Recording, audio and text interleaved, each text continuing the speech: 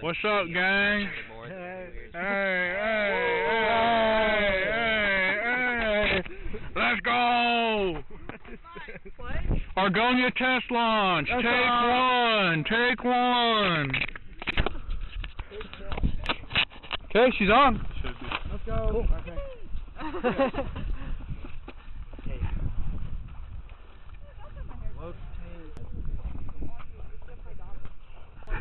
Beeping. There we go. Okay. Godspeed, rocket.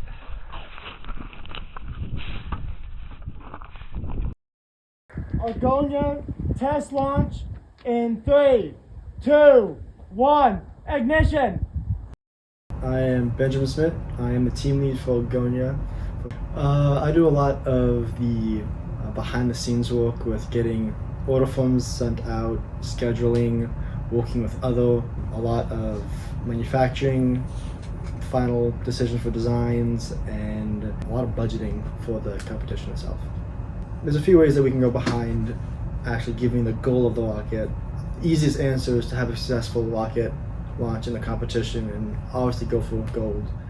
With this being still our first steps for competition and multiple stages overall, we really want to make sure that we're getting the basics, have that information documented for future members that will be in our positions to know what we did so they can learn from our mistakes. With the current simulations of flight on an open rocket, max altitude is just about 17,000 feet.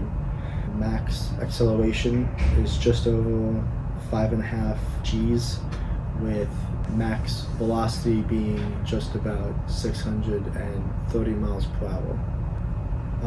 That'll be at motor burnout of the booster section, where that's just about 8.5 seconds after 8.5 seconds of burn time, second delay for separation, and then second delay for motor ignition, with that all happening within the first 13 seconds of launch.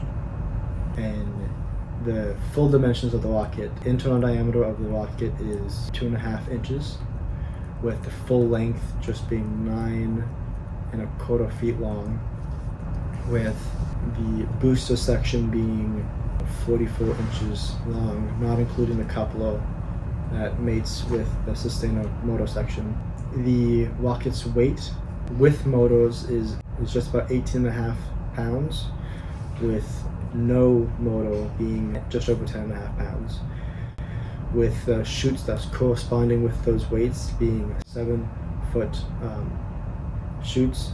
Depending on the weight of full burnout, including the casings for the motors, it'll be sitting around 15 to 20 miles per hour descent rate, with the sustainer being faster coming down to the weight of the golf balls. Both descent rate within margins for the competition. The stability of the rocket, with it being just at the board of transonic and 2 stages, we decided to have a little overstable with those characteristics for those rockets, with it being 2-stage combined, 2.86 stability with both motors, and with just the sustainer section being about 1.5 stability.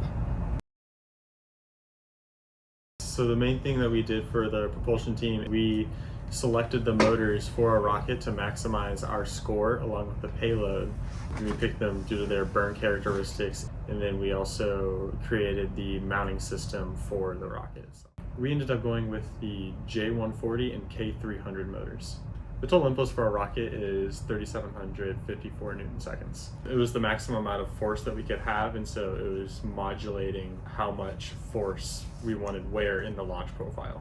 We ended up choosing that number through a combination of the motors that we selected, and that came down to wanting to maximize the power that the rocket has while minimizing the impulse because of the way the scoring equation works. We have a checklist of operations to prevent any malfunctions or any malpractice, and the propulsion lead, myself, and our team lead, Ben, are going to be in charge of mounting and loading the motors to maximize safety.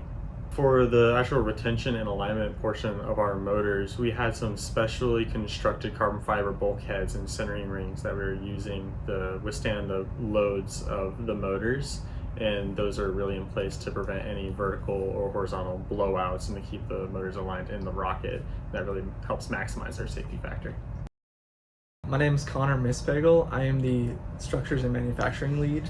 We probably handle the bulk of what goes into actually creating the rocket. I'm Jaden Webster. I was on the structures team and I'm a sophomore here at KU. And my name is Rudresh Prabhakaran. I'm also a sophomore here at KU. I work under Connor in the structures team. A lot of the design processes were managed by the manufacturing design team. We had to plan out and manufacture each part, which ranges from metal parts to composite parts to prints, anything like that needs to go into the rocket. This year we really leaned into the sort of trying to research everything that goes into the rocket and justifying why we're making changes. So we tried the new method of laying up on a mandrel. One of the professors that we were studying under suggested, hey, if you're making a tube, why don't you try laying a carbon fiber in a tube shape? We went with carbon fiber because of its great strength to weight ratio.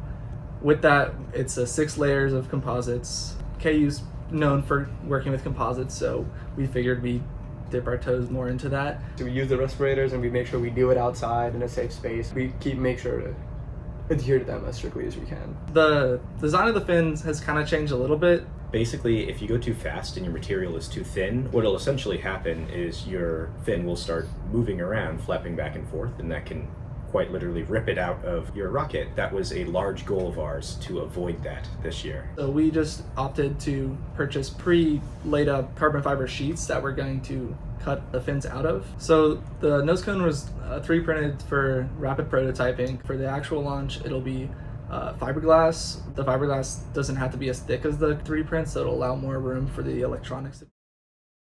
My name's Chris. I am one of the co-leads on the electronics team for Argonia this year. Hi, I'm Belle. I'm also one of the co-leads for electronics for Argonia this year. So we were in charge of creating the system of electronics that had to go inside the rocket. This included a GPS, a flight computer, and a receiver. So we got some new technology, the Blue Raven altimeter. The Blue Raven specifically we chose because it came with an app that we could use to essentially code everything in our flight computer. So we get to punch in most of the numbers and it can simulate the data for us, all of the rocket launches, and we could test out the rocket to see, oh, does the igniters work at a certain specific time that we had programmed them to do so. Our flight computer was in charge of measuring flight data, things like the apogee and burnout and the velocity of the rocket. The flight computer used this data to do our stage separations. I was really happy that the Blue Raven had a part in its programming where we could program it to shut off or not ignite if the Raven was tilted too far one way. So our flight computer had a built-in feature to be able to comply with the safety features that Argonia required. Obviously, the location of the electronics is really important. For the GPSs, we have a 2-stage rocket. Because of that, we needed 2 separate GPS components, one in each part of the rocket. That means they each required their own battery, and that had to fit inside a very small diameter. I'm Sam Brower, a sophomore and the sub-lead for payload section. I'm Sammy Masello. I'm the co-lead for the payload team. Our team, we designed and built the payload section, which houses the electronics in flight and to keep it safe on its descent. Just make sure that the parachutes are well protected. You also have the golf balls to consider, all of the different constraints, working with the different teams. You get to work with the structures on the dimensions of all of the tubes, and then you get to work with the electronics for all of their different housings. You just basically get to work with everyone, making sure that all of the constraints fit to how they need it to be. The parachute, shock cord, any of the payload, electronics, so we want to make sure that all those are protected. Our tube width is 2.5 inches, but the housing for the booster, because of the coupler and a couple other things, it goes down to 2 inches. We also have a couple of constraints with how tall everything could be, especially with the electronics and what we have in the payload of the rocket. I'm Tyler Ackerley, and I'm the president of the Jayhawk High Powered Rocketry Club. I'm Raymond. I'm the treasurer for the High Powered Rocketry Club. We're both team advisors, so I mainly overlook the electronics team and helping out. The biggest focus in most aerospace applications is always safety, so that's kind of where we've started. And I've been working really closely with all the faculty here at KU to make sure that the processes that we're using to make our rocket are actually safe and fundamentally sound. So the question was, is there anything that you're proud of with this project? Some of the things that I'm proud of has been the amount of firsts achieved with the club, with first ever two-stage rocket in the club's history. And we did have the first successful metal mandrel layup at KU. So that was very cool and made me pretty proud. It hasn't been accomplished consistently at KU for as long as I've been here. The patented process, we'll say, is state of the art and works really well. So we're really proud of that. Yeah, I mean, I'm very proud about our electronic. This year we upped our budget by a lot, and that really helped us get going with actually making our electronics and testing them. Last year we weren't the finest with electronics as our first year doing Argonia, but this year we really ramped it up, and I'm really proud of the team. So this is KU's second year doing Argonia. There was no real baseline, nothing to work off of concerning electronics. I'm really proud of the system we created and that it works for the club's first ever two-stage rocket. Honestly, seeing the rocket fly was one of the coolest things. It was a pivotal moment when we had our first test work, right? And being able to say, I built that. Having a rocket that worked as compared to last year was great. And the level of teamwork and camaraderie that's happening in the team itself, 17 members total, has been really nice. Argonia test launch in 3, 2, 1, ignition! I